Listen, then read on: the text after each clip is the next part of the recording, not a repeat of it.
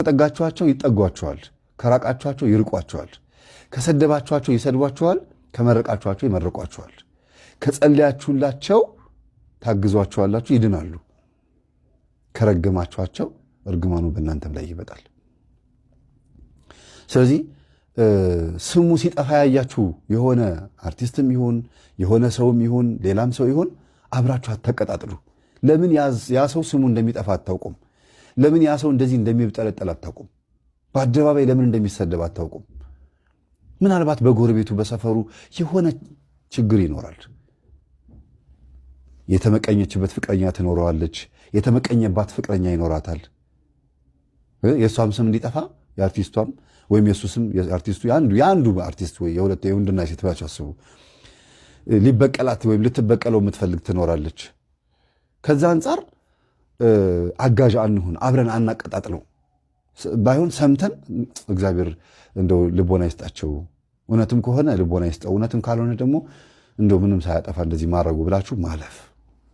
በእውነት ብዙ ነገር ነው ያየሁት በዚህ ጉዳይ ላይ። እነሱም በግል ህይወት ገብታችሁ ብትጠይቋቸው በየሰፈሩ በየመንደሩ ያለው ሁኔታ ወደ አደባባይ ሲወጣባቸው እንዴት እንደሚያፍሩ፣ ከቤት አይወጡም፣ በር ዘግተው የሚቀመጡት በጣም የሚያሳፍራቸው፣ በጣም እንትን ይላል፣ ይደነግጣሉ። ዝናው በራሱ እንኳን ራሱ በገመድ እንዲሰቀሉ ነው የሚያደርጋቸው። ከዝናው ጋር በተገናኘ በራሱ ራሳቸው ነው የሚጠሉት። እና ወንድማችን ታሪክህን ነግረህን ትምህርት እንዲሆን ስለፈቀድክልን በጣም ነው የምናመሰግነው። በጣም ቀላል ሆኖ ቤቱ ጾሞ ጸልዮ ሰግዶ ቤተክርስቲያን ጉባኤ ተካፍሎ አስቀድሶ ራሱን በስጋና ደሙ በኩል አትሞ መኖር የሚፈልግ ሰው ነው ይሄ አርቲስት።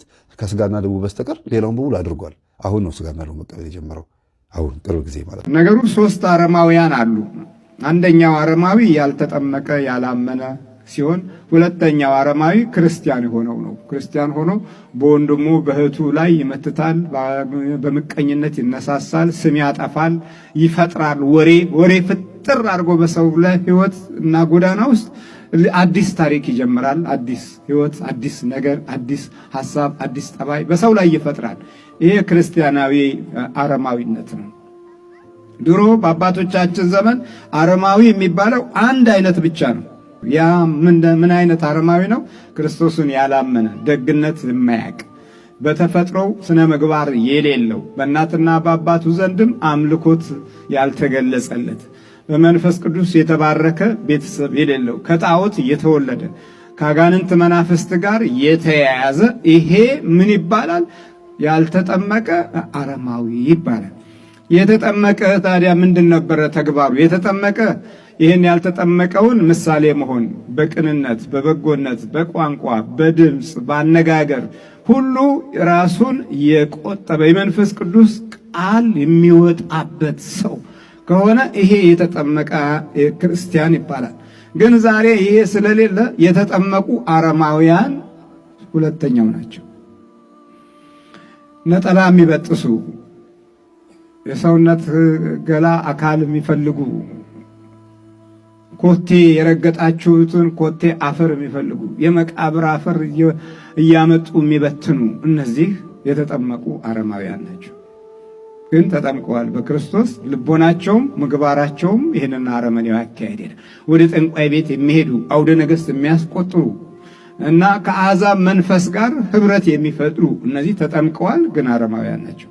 የሚነጥቁ፣ የሚቀሙ፣ መውጫ መግቢያውን ደም የሚቀቡ፣ አራዊቶችን እና እንስሳትን አዕዋፋትን እየገነዙ እያረዱ ደም የሚረጩ፣ ሌሊት የሚያሟርቱ፣ ሌሊት በር ላይ የሚንከባለሉ፣ በየመንገዱ የሚቀብሩ፣ መውጫ መግባቸውን ደንቃራ የሚያደርጉ እነዚህ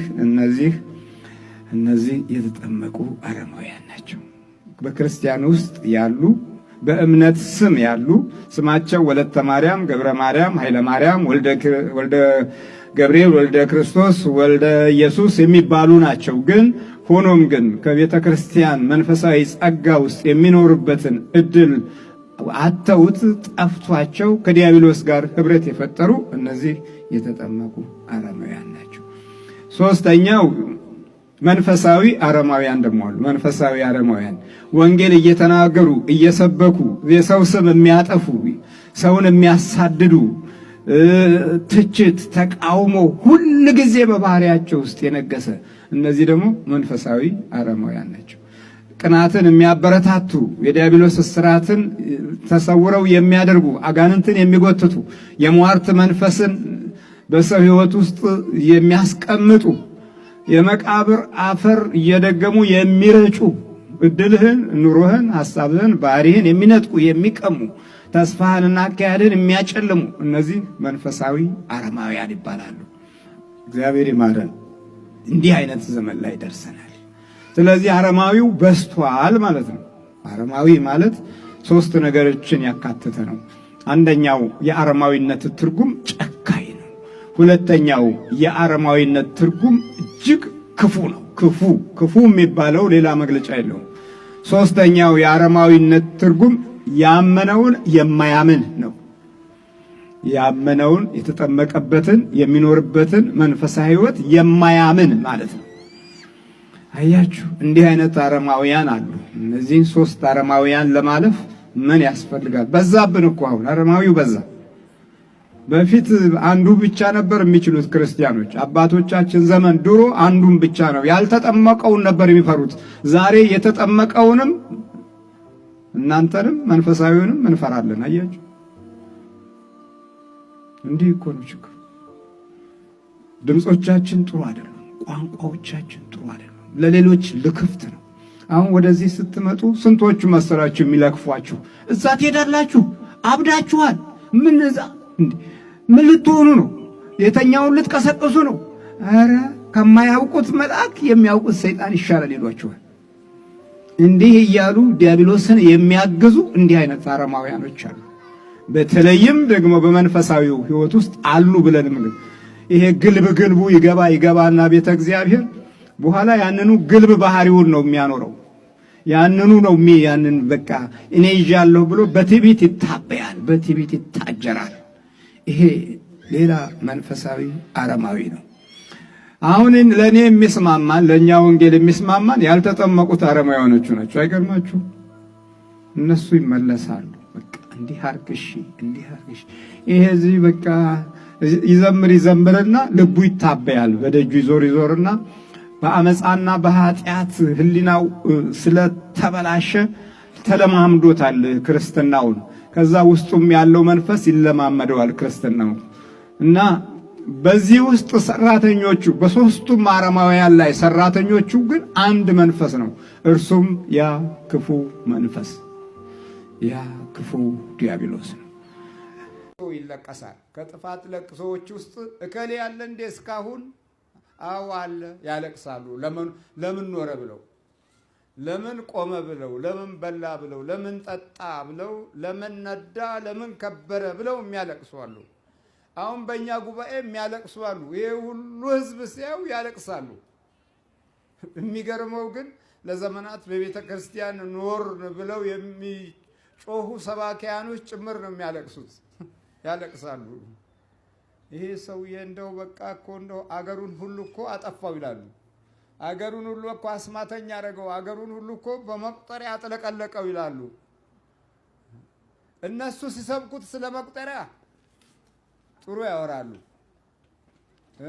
ወደ ተግባር እናንተ ስትለውጡት መተት ነው ይላሉ። እንደዚህም የሚያለቅሱ አሉ። አያችሁ፣ ክፋት የሚያስለቅሳቸው፣ የክፋት እንባ ያላቸው፣ የክፋት ጩኸት ያላቸው። ታዲያ እዚህ ክፉ ትውልድ መካን በዘመኑ ሁሉ የማይከናወንለት ሰው፣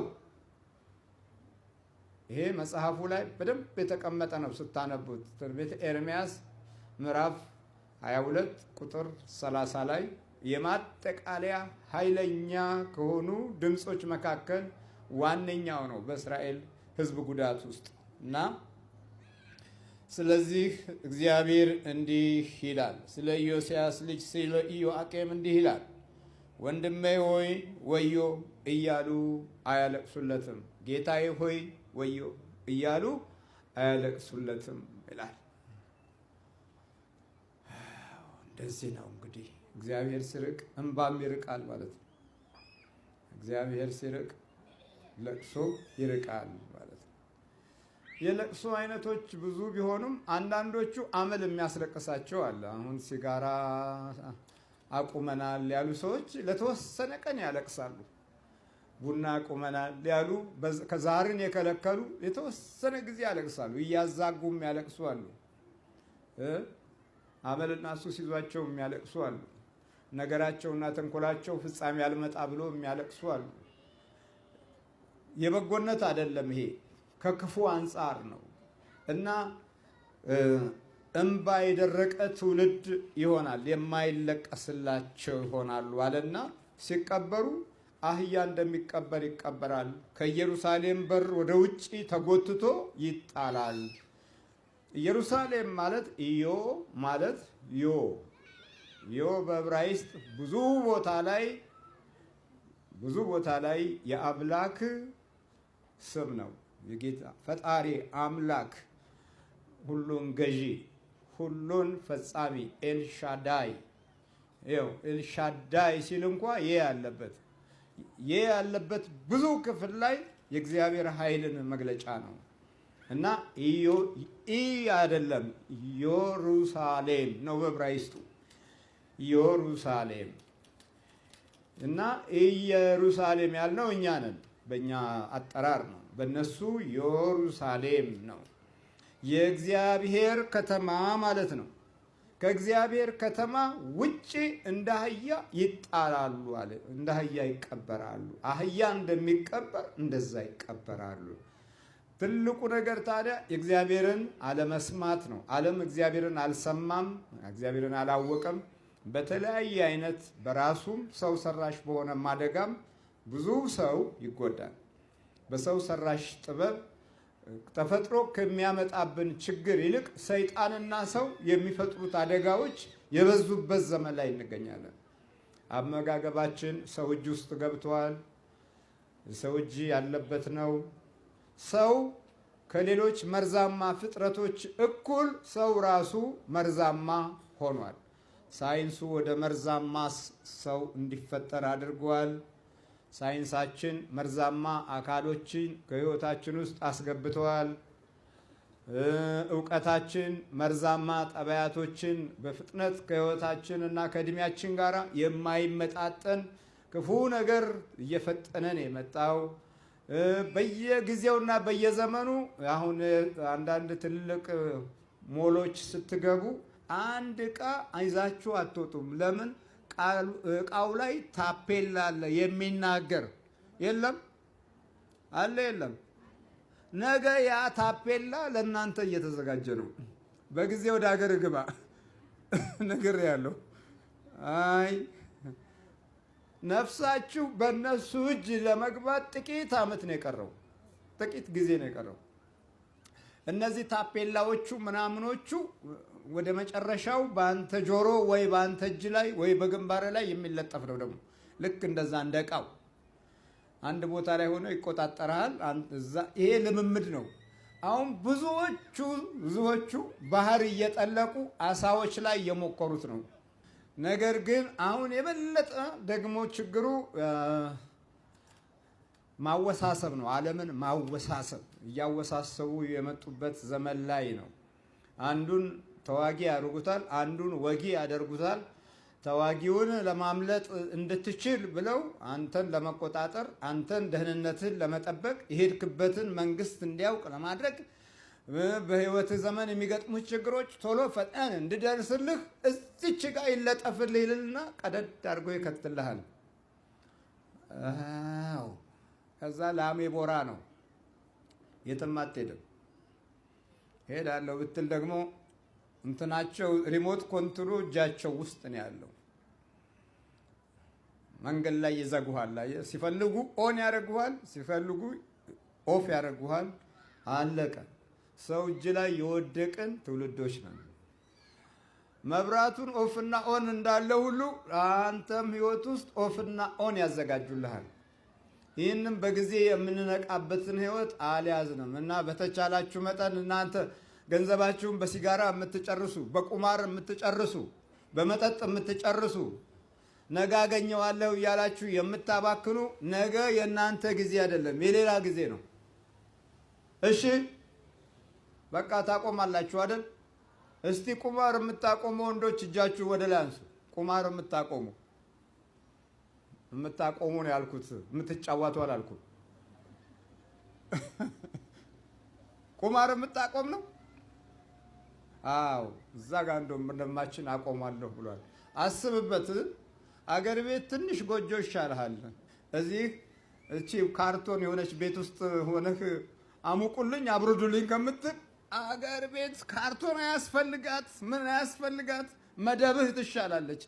እዚህ ፌርሜሎ ውስጥ አንዴ ፌርሜሎ አንዴ ቡታ ጋዝ እየሆንክ ከምትኖር አይምሰል። ይሄ አስቸጋሪ ነገር ነው እና ክብራችንና ሞገሳችን ተደብቋል።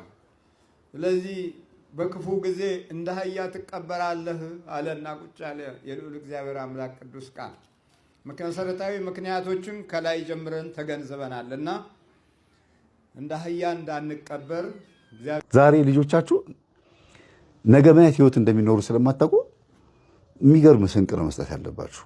ልባችሁ ንጹህ ሆኖ ነው ልጆቻችሁ መምከር ያለባችሁ። በተለይ ሰላቢዎች የሰለቡትን ንብረት፣ የሰለቡትን ገንዘብ፣ የወሰዱትን የቀሙትን ማንኛውም አይነት ንብረት መጥፊያቸው ሆኖ ነው መጥፊያቸው ሆኖ ነው ያጋጠመኝ። በጣም ብዙ ሰዎች በተለይ ባለሀብቶች ሰላቢ ሆነው ከሆነ ሀብታቸውን ያከማቹት ያ ሀብታቸው የልጆቻቸውም የነሱ መጥፊያ ወይ መታሰሪያ ወይ መሞቻቸው ወይም ደግሞ አጉል የሆነ ህይወት እንዲኖሩ ምክንያት ይሆንባቸዋል እንጂ እስከ መጨረሻው ድረስ የተሰለበው ገንዘብ ሀብታም አድርጎ የሚገርም ምግብ እየበላን ጥሩ ጥሩ ልብስ እየለበስን እንዲኖር አያረግም። አኬልዳማ ነዋ፣ የደም መሬት ነዋ፣ የደም ገንዘብ ነዋ። ጌታችን ኢየሱስ ክርስቶስን የሸጠው ይሁዳ 30 ብሩን በተነው፣ የደም መሬት ገዛበት።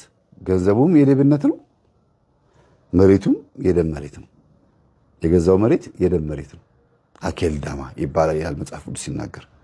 ስለዚህ እባካችሁን በስልብና የመጣ ገንዘብ ያላችሁ ሰዎች ከላዩ ላይ አስራት አውጡበት አላችሁ። ስራ ስሩበትና ስራ ሰርታችሁበት ከዛ እግዚአብሔር ሆይ ይቅር በለኝ ብላችሁ የሰራችሁበትን ገንዘብ አስራት አውጡበት። ይሄ ማለት እየሰለባችሁ እንደዚህ አድርጉ ማለት አይደለም። ባላወቃችሁት እግዚአብሔርን ባላወቃችሁበት ዘመን ያጠፋችሁትን ጥፋት ዛሬ እንዴት ማስተካከል እንዳለባችሁ ነው የተናገርኩ ያለሁት። ግን እያወቀ ወደ ስልብና ገብቶ እንደዚህ አደርጋለሁ ለሚል ሰው ይብስበታል ነው የሚለው መጽሐፍ ቅዱስ ማቴዎስ 12 ላይ። ለዛ ሰው ከመጀመሪያው ልክ ሁለተኛው ይብስበታል ነው የሚለው። ስለዚህ እያወቁ ኃጢአትን መስራት፣ በወንድም ላይ መነሳት ወይም ደግሞ የሰውን ንብረት መቀማት በአጠቃላይ መጨረሻው መጥፎ ነው። እግዚአብሔር የሁላችንን መጨረሻ ያሳምርልን። እኔ እንደዚህ አይነት ካሳ አይቻላቅም። እግዚአብሔር እንደዚህ አይነት ሰውየው እኮ ብቻውን ቀረ ማለት ነው። በቃ ሀብት ንብረቱ ምንም አልጠቀመውም።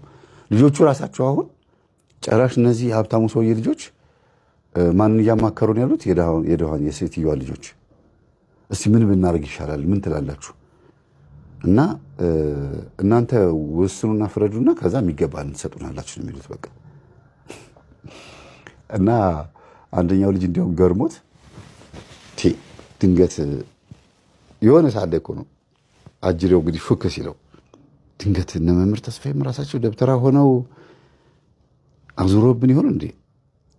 እንዲህ በዚህ ልክኛም ደግ ልንሆን እንቻለን ምናምን። ትምህርቱ ደግ ሲያደርጋቸው ማለት ነው። ትምህርቱ በጣም ደግ አደረጋቸው። በጣም መልካም ሰዎች ሆኑና ተጠራጠሩት ራሳቸውን። እንደኛ አይነት ሰው ግን አለ? በጣም እኮ የሚገርም ነገር ነው እያደረግን ያለ ነው ምናምን ይላሉ። ከዛ አንዱ ገርሞት አሁን ያልኳችሁ ልጅ ግን እነ መምህር ተስፋዬ ራሱ የሆነ መስተፋቅር ሰርተውላቸው እኛን የሆነ ነገር አድርገውን እንዳይሆን ብቻ ምናምን ብለው በዚህ ልክ እስከ ማሰብ ድረስ ደርሰዋል። ፍቅራቸው ማለት ነው። እና ብቻ እግዚአብሔር ይመስገን እኔ በጣም ደስ ብሎኛል ይሄ ቤተሰብ ለዚህ ክብር በመብቃቱ። አሁን ተራው የልጆች ነው፣ ተራው የወጣቶቹ ነው። እና እግዚአብሔር ህይወታቸውን መልካም ያርግላቸው። መርቋቸው እስቲ እነዚህን 7 ቤተሰቦች 7 ልጆች መርቋቸው። እኔ ገረመኝ የዘመድየውም ጭምር ነው። እህትና ወንድምስ እሺ ከአንድ ምንጭ ይቀዳሉ ነው። በእናታቸው ሞት እንኳን አላዘኑም። በቃ የክብር ሞት ስለሞተች ረስተዋታል። አሁን የራሳችን ህይወት እያሉ ነው። የአምላካችን ስም የተመሰገነ ይሁን። እባካችሁን ምክር ምከሩልኝ። እንዲህ አይነት ህይወት ያሳለፉ ሰዎችን ምክር ምከሩልኝ። ከስር ኮሜንት ላይ ጻፉ የተሰማችሁን። ሰላሙ ነው። አዳም ወዴት ነህ ያልከኝ በፍቅር ድምፅ ፈለከኝ። አልብሰኛል ነጩን ልብስ እወድሃለሁ ኢየሱስ አከብረሃለሁ ክርስቶስ።